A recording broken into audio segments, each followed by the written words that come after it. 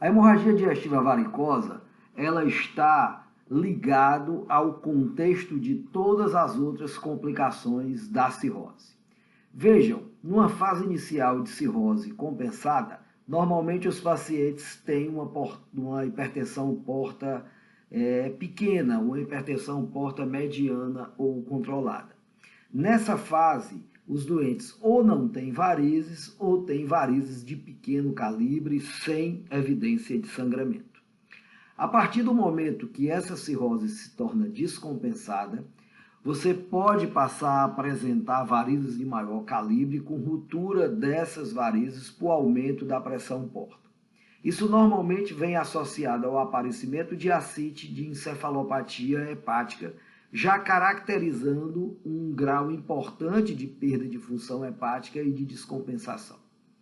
Com o progredir da doença, os fenômenos hemorrágicos, a hemorragia digestiva, ela pode se tornar recorrente e associada a outras complicações mais graves, como a ascite refratária, a hiponatremia, a síndrome hepatorrenal, a encefalopatia recorrente e a piora da icterícia. Nessa fase há uma grande perda de função hepática e se o paciente não é encaminhado ao transplante, inexoravelmente ele irá a óbito em curto espaço de tempo. Vejam o impacto dos eventos de Baveno, dos consensos de Baveno, na evolução do tratamento e principalmente na mortalidade do sangramento por ruptura de varizes. Em 1990, quando houve o primeiro consenso, se tratou basicamente dos shunts cirúrgicos, da transecção esofágica e o início da experiência com escleroterapia. Nessa época, a mortalidade por sangramento por varizes variava em torno de 30% a 40%, era extremamente alta. Com o progredir dos consensos, o segundo que falou de escleroterapia, o terceiro de ligadura elástica e de terlipressina, o quarto que falou principalmente da utilização de antibióticos profiláticos e praticamente extinguiu a cirurgia como tática de tratamento da hemorragia digestiva, o quinto com o uso do TIPS e o sexto agora com a realização de TIPS precoce e a utilização de próteses autoexpansíveis para tentar parar a hemorragia, trouxeram um avanço muito grande no tratamento dessa situação. Vejam que aquela mortalidade de 1990, que era em torno de 30% a 40%, caiu para 7% a 12% com a utilização dos guidelines baseados nos consensos de Baveno. Então, sempre que vocês quiserem estudar alguma coisa relacionada à hipertensão porta, à varizes esofágica, à hemorragia digestiva varicosa, procurem a atualização nos consensos de Baveno.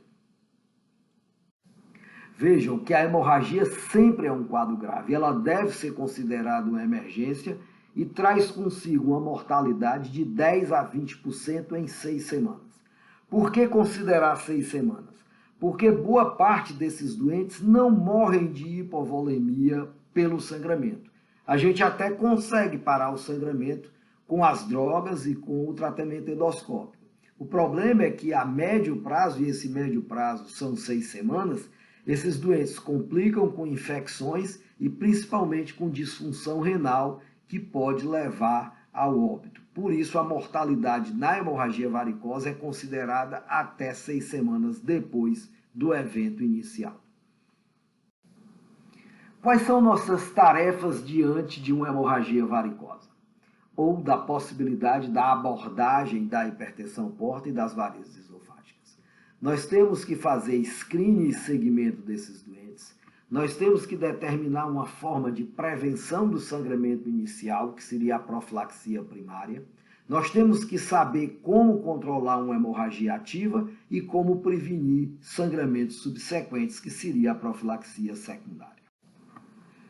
Quando as varizes devem ser pesquisadas? Qualquer cirrótico com algum sinal de descompensação, mesmo que não tenha história de sangramento prévio, deve se submeter a uma endoscopia para pesquisas de varizes esofágicas. É importante a gente citar que há a possibilidade de se usar a elastografia como opção a endoscopia. Quando você tem uma elastografia com o resultado com elasticidade abaixo de 20 kPa e uma plaqueta acima de 150 mil, quase sempre o paciente não tem varizes e a endoscopia seria desnecessária. Aqui no nosso meio, a gente termina usando a endoscopia, porque aqui a endoscopia é muito barata e a elastografia é muito cara. Mas tem uma pista para o dia a dia.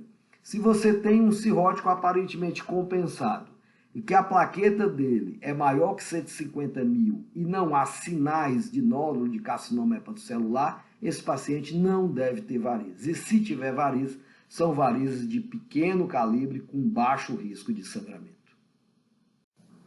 A partir do momento que você diagnostica as varizes e que o doente não sangra, você pode propor um acompanhamento endoscópico dessas varizes. Como esse acompanhamento é feito? Essas são as situações. A primeira situação é o paciente com cirrose compensada, lesão ativa. O que é lesão ativa? É o portador do vírus B e do vírus C sem tratamento, o etilista que continua bebendo, o NASH que não está compensado metabolicamente e a doença imunológica que não está imunossuprimida.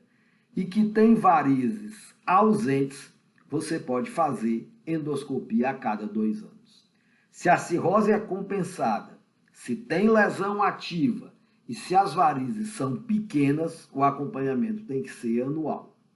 Se a cirrose é compensada, se a lesão é inativa, tratou o vírus B, tratou o vírus C, parou de beber, controlou as alterações metabólicas do NASH, está imunossuprimido e o paciente não tem varizes no primeiro exame, você pode segui-lo a cada 3 anos. E por último, se a cirrose é compensada, a lesão é inativa, mas tem varizes pequenas, o acompanhamento poderia ser a cada 2 anos. Lembrar e chamar a atenção que nós estamos falando de cirrose compensada. Qualquer grau de descompensação faz com que a gente encurte esse acompanhamento, muito provavelmente para endoscopias anuais. Depois que o paciente sangra, o acompanhamento é determinado pela forma do tratamento endoscópico e isso normalmente é feito com o endoscopista. Alguns fatores podem claramente influenciar a evolução das varizes, tanto favorecer o aumento das varizes, do calibre das varizes, como até a regressão. Vamos lá então. A gente já sabe que se você faz o tratamento etiológico da cirrose, há possibilidade de redução da hipertensão porta e diminuição do calibre das varizes com redução da chance de sangramento. A obesidade sempre priora a evolução da cirrose de qualquer etiologia. Então, cirrótico gordo, obeso, com IMC elevado, com síndrome metabólica, sempre tem um risco maior de má evolução. E ao contrário, se você mantém o seu cirrótico com uma boa dieta, com exercícios físicos regulares, com IMC normal, ocorrerá redução da pressão porta na cirrose hepática. É interessante que hoje a gente percebe claramente isso. Alguns pacientes, por exemplo, etilistas Child-A, que tem varizes de pequeno calibre, eles param de beber, 6 meses depois as varizes desaparecem. Cirróticos por vírus B, por vírus C que você trata, também numa fase inicial pode haver involução do quadro das varizes esofágicas. Então é fundamental que você faça o tratamento etiológico da cirrose, porque o tratamento etiológico ele faz parte também do tratamento das varizes esofágicas. As comorbidades alteram de sobremaneira o prognóstico da hemorragia por varizes. Pacientes obesos, diabéticos, portadores de câncer não hepático, portadores de osteoporose, isso é uma coisa nova, a gente não tinha esse conceito. Pacientes que apresentam algum grau de disfunção renal, pulmonar ou cardíaca, têm um prognóstico pior quando sangram do que pacientes que não apresentam essas comorbidades. Então, fique atento na condução desses pacientes também pela presença de comorbidades que interferem no prognóstico. Bom, então vamos lá, vamos botar a mão na massa e vamos começar a tratar os pacientes. Você detectou então que seu paciente tem varizes de esôfago e nunca sangrou. Como é que se faz a profilaxia primária, então? Como é que a gente tenta evitar que esse doente tenha o primeiro sangramento?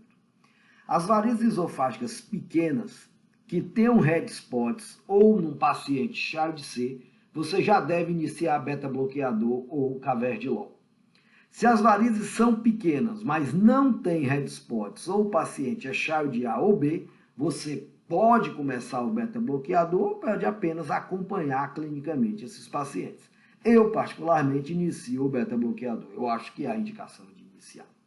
Não há indicação de se usar o beta-bloqueador para prevenir o aparecimento de varizes. Então, se você faz uma endoscopia e seu paciente não tem varizes, até agora, com o saber atual, não há indicação de fazer o que se chama profilaxia pré-primária, que seria tentar usar o beta-bloqueador para que as varizes não aparecessem. Na sequência, se você está diante de paciente com varizes esofágicas médias e grandes, você deve fazer beta-bloqueador ou Caverdilol ou ligadura elástica de varizes. Não há, no entanto, recomendação para terapia combinada, tipo você associar beta-bloqueador a Caverdilol, ou beta-bloqueador a ligadura, ou Caverdilol a ligadura. Escolha uma das estratégias e introduza no seu paciente.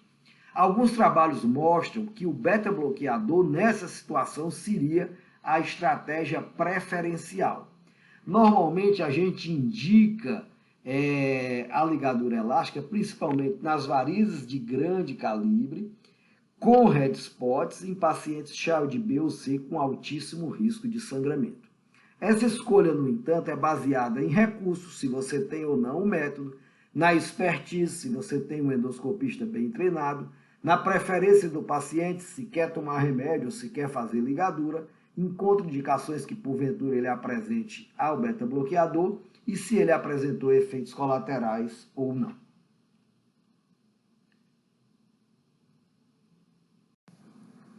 A simvastatina é uma droga hoje muito interessante. Vejam que a simvastatina pode reduzir a pressão no território porta. A simvastatina, que era uma droga banida pelos hepatologistas, esse estudo BLIP mostrou que ela aumenta a sobrevida pós-sangramento e diminui a taxa de ressangramento, principalmente porque ela interfere na hipertensão porta. Então, hoje a gente caça cirrótico que tenha dislipidemia.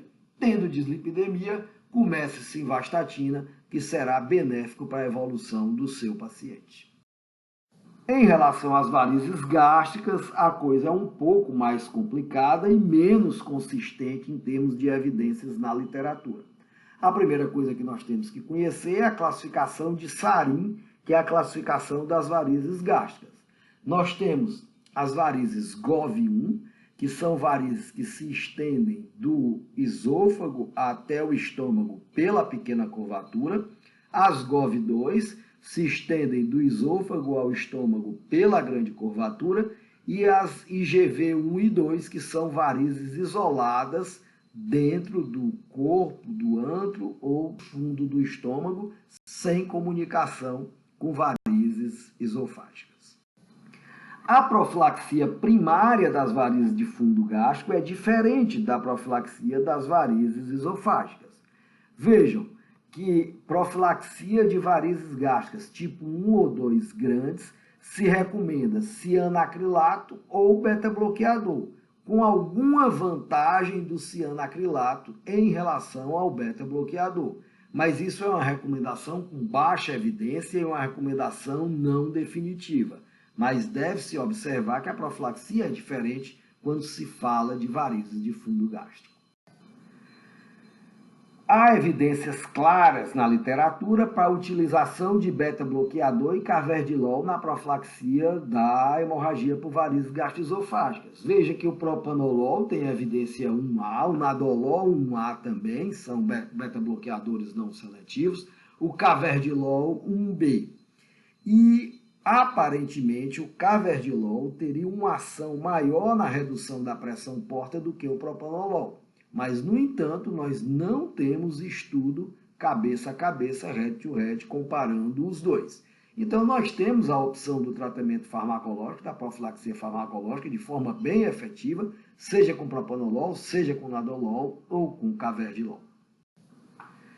O caverdilol, como é uma droga de uso mais recente, a gente dá algumas orientações aqui sobre a posologia, porque no propanolol você pode se guiar pela frequência cardíaca, tentando a meta de uma frequência cardíaca próxima a 60, sem hipotensão.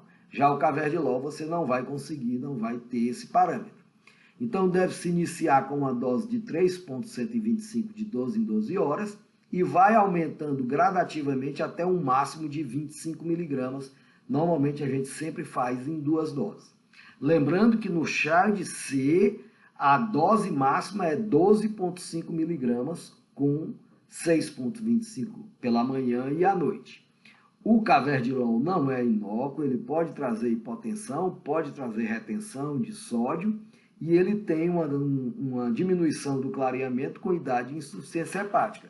Por isso que no CHARD-C recomenda-se essa dose menor de apenas 12,5 miligramas. Bom, então você fez a profilaxia primária do seu paciente, mas infelizmente ele sangrou. E aí nós temos que conhecer a abordagem sequencial da hemorragia por varizes esôfago-gástricas. O primeiro passo, então, é a pronta ressuscitação volêmica com correção da hemostasia e prevenção das complicações. A utilização de terapia farmacológica e a droga base é a terlipressina. A utilização de terapia endoscópica, seja por escleroterapia, ligadura ou cianacrilato, e saber como abordar os pacientes que falham ao tratamento fármaco-endoscópico. Quais são as tarefas do clínico que conduz uma hemorragia varicosa? Nós, como clínico, o que é que nós devemos fazer? Nós devemos estabilizar o paciente, tentar redução farmacológica da pressão porta, prevenir infecções, prevenir encefalopatia e prevenir ressangramento. A estabilização inicial. O grande problema da estabilização é aonde você faz, começa aonde você faz a estabilização. Os protocolos recomendam que essa estabilização seja feita em ambiente de UTI ou em ambiente de unidades semi-intensivas. Mas no nosso meio, a gente termina fazendo essa estabilização em qualquer lugar, no corredor, na enfermaria, como esse paciente que está sendo estabilizado no IJF de frente para o elevador. Mas o que é importante é onde você estiver. Garanta a permeabilidade de vias aéreas, oxigênio por catéter, por Venturi ou por intubação orotraqueal, de acordo com a situação clínica do paciente. Tenha sempre 2 acessos venosos calibrosos para infusão de soro fisiológico a 0,9%, que é a solução preferencial, acompanhando pressão, frequência cardíaca e diurese.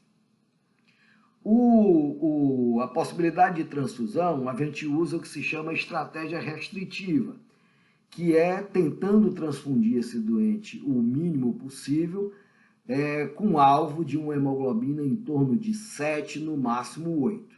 Já se percebeu que quando você eleva a hemoglobina acima desses níveis, há aumento da pressão no território porta, com dificuldade de parada do sangramento e também com possibilidade de ressangramento precoce. Então, mantenha os seus pacientes com 7 gramas de hemoglobina. É possível passar uma sonda nasogástrica para lavagem e monitorização. Não há nenhuma relação entre passagem de sonda nasogástrica e ressangramento ou possibilidade de piora do sangramento. A redução farmacológica da pressão portal é fundamental. Vejam qual é o racional. Quando o paciente tem varizes esofágicas e ascite, o gradiente de pressão está maior do que 10. Quando esse gradiente passa de 12, normalmente ocorre ruptura das varizes. Vejam que o sangramento de varizes não tem nada a ver com coagulopatia, com distúrbio de coagulação. As varizes sangram porque há ruptura, porque há aumento da pressão no território porta. Então, o método mais efetivo de tratamento é reduzir a pressão. E aí você pode reduzir com drogas que trazem o gradiente de pressão para baixo de 12, ou que promove a redução de 20% desse gradiente, que seria uma redução efetiva. Tente iniciar essas drogas o mais rápido possível, se possível até em emergência pré-hospitalar, e associe o tratamento farmacológico ao tratamento endoscópico. Nós podemos reduzir a pressão portal utilizando terlipressina, somatostatina ou octreotide. Lembrar que sempre em conjunto com o tratamento endoscópico. A terlipressina, que é a droga preferencial, tem como grande inconveniente para efeito o aparecimento de hiponatremia. Então você tem que estar vigilante para isso. Esses são os esquemas mais efetivos na redução da pressão portal: a utilização da terlipressina, 1 a 2 mg a cada 4 horas, ou o octreotide em infusão, nessa fórmula que está colocada aqui. Esses seriam os esquemas mais efetivos e os mais utilizados na tentativa de reduzir a pressão portal. As drogas, elas são mais efetivas que o tratamento endoscópico. Em 2010, o grupo Cochrane fez uma ampla revisão com 1.800 pacientes e verificou que não há evidência que suporte o uso da escleroterapia como primeiro e isolado tratamento quando comparado à terapia farmacológica. Então, a terapia farmacológica inicial é melhor, inclusive, do que a terapia endoscópica. E o melhor de tudo é fazer tratamento farmacológico e tratamento endoscópico em conjunto. É fundamental que se faça antibiótico-terapia profilática nesses doentes. Quando o cirrótico sangra, há fenômenos de translocação bacteriana que facilitam o aparecimento de infecções e sepsis. Infecções urinárias, PBE, pneumonia, infecção de pele, bacteremia espontânea induzida por procedimentos são infecções que podem surgir pós-hemorragia. Essas infecções são gatilhos tanto para a manutenção do sangramento como para o ressangramento. E trabalhos, principalmente do grupo de Fernandes, em Barcelona, verificaram que quando você utiliza ceftriaxona numa dose profilática de 1 grama EV de 24 em 24 horas, ou mesmo a ciprofloxacin 200 de 12 em 12, esses quadros de infecção se reduzem muito e há uma efetiva melhora no prognóstico dos pacientes pós-hemorragia.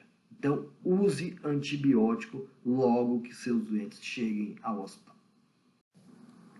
A prevenção da encefalopatia, ela deve ser feita também. É muito comum esses pacientes chegarem bem, com o sensório preservado, e 24 horas depois, mesmo eles estáveis hemodinamicamente com sangramento parado, eles estarem em coma por conta de encefalopatia. A prevenção da encefalopatia, ela não reduz a mortalidade, mas ela reduz o tempo de internação hospitalar.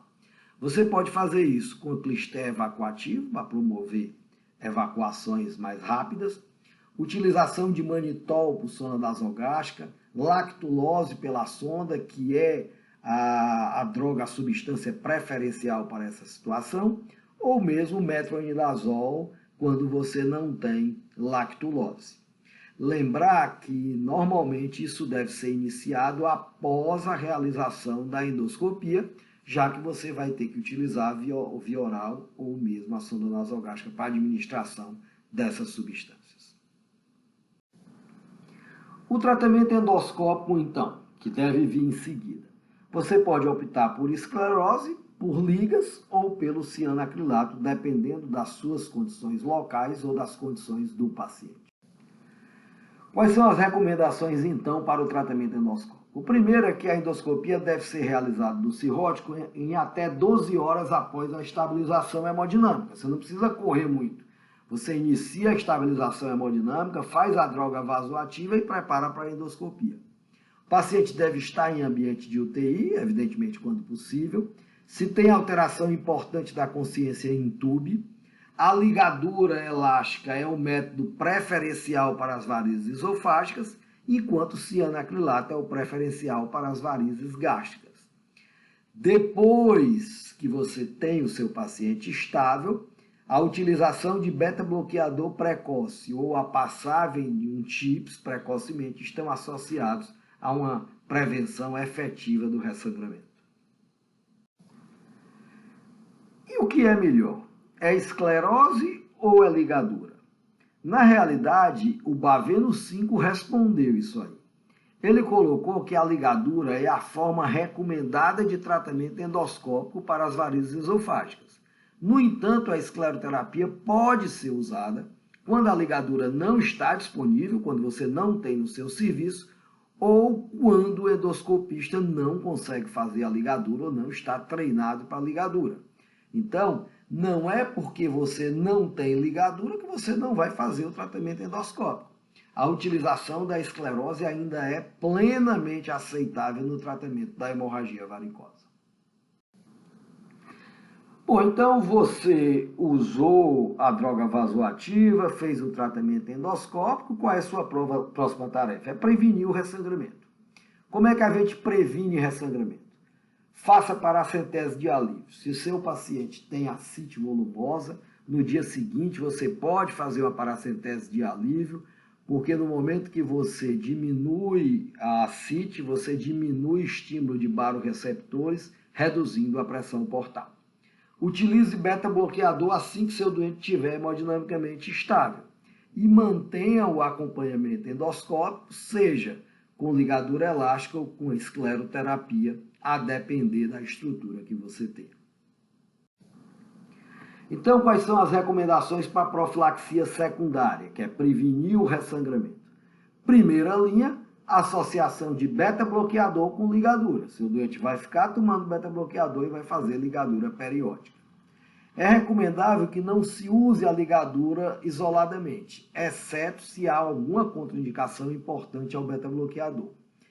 Quando você faz o beta-bloqueador e a ligadura de maneira correta, e mesmo assim o paciente ressangra, a opção preferencial é o TIPS, que no entanto nós não temos na maior parte do Brasil. E fica uma dúvida se o Caverdilol, que é recomendado na profilaxia primária, estaria recomendado também na secundária. Nós não temos essa resposta ainda na literatura. Em relação às varizes gástricas, a gente estava falando ali de varizes esofágicas, os métodos de prevenção eles variam muito para cada associação. Por exemplo, a Associação Americana ela diz que o primeiro método para prevenção, para profilaxia secundária, seria TIPS ou BRTO, que vocês vão ver na frente o que é. E como segunda linha, o cianacrilato. Já a Associação Britânica coloca o cianacrilato e como primeira linha e o TIPS como segunda linha. Baveno coloca cianacrilato, beta-bloqueador e TIPS e não caracteriza qual é a primeira linha e qual é a segunda linha.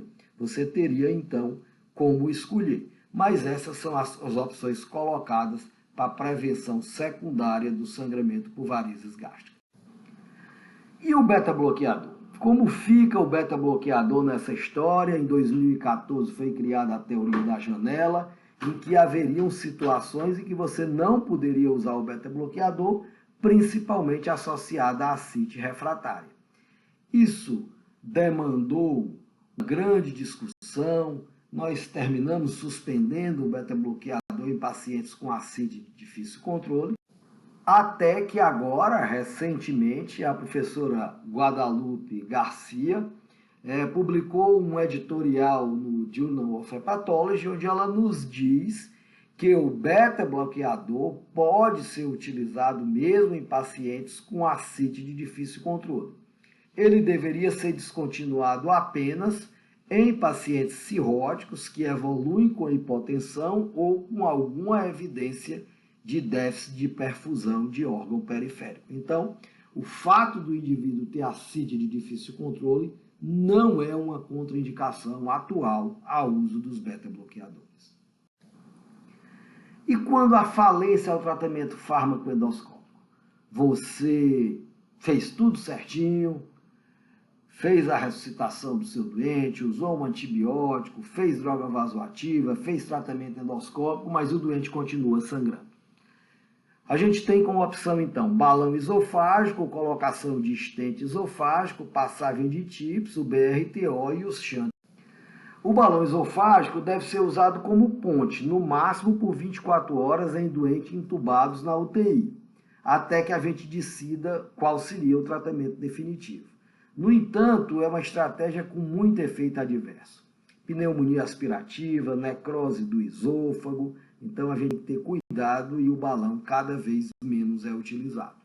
A opção atual em relação ao balão é a colocação de um estente esofágico autoexpansivo que comprimiria as varizes, fazendo cessar o sangramento. Vejam essa comparação em que o estente esofágico teve um sucesso em 46% dos casos, enquanto o balão apenas 13%. Então, é uma estratégia interessante, apesar de que muito caro, esses estentes são muito caros e não são todos os endoscopistas que passam. Uma outra opção é o TIPS precoce. Se o doente sangra precocemente em 24 a 72 horas, você já indicaria o TIPS. Normalmente isso é indicado em cirróticos Child B ou C, onde há sangramento ativo após o tratamento farmacológico e endoscópico. E mesmo assim, se recomenda tentar um segundo tratamento endoscópico antes da indicação do TIPS. Mas é uma possibilidade, principalmente em pacientes descompensados, com reserva funcional muito baixa, você já partir direto para o TIPS precocemente se há ressangramento.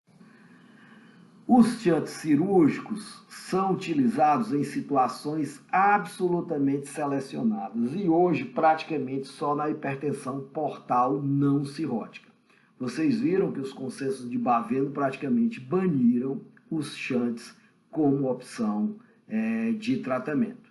Esse trabalho mostra que pacientes muito selecionados, pacientes Child A com hemorragia recorrente e muito bem compensados, poderiam ser tratados com shunts plano-renal distal. Mas na prática clínica atual, praticamente não se utiliza essa técnica, a não ser na hipertensão portal não cirrótica. Vejam então esse guideline. Você tem então o paciente com hemorragia varicosa, você faz a endoscopia com 12 horas e confirma que o sangramento é por varizes esofágica. É recomendável fazer a ligadura elástica.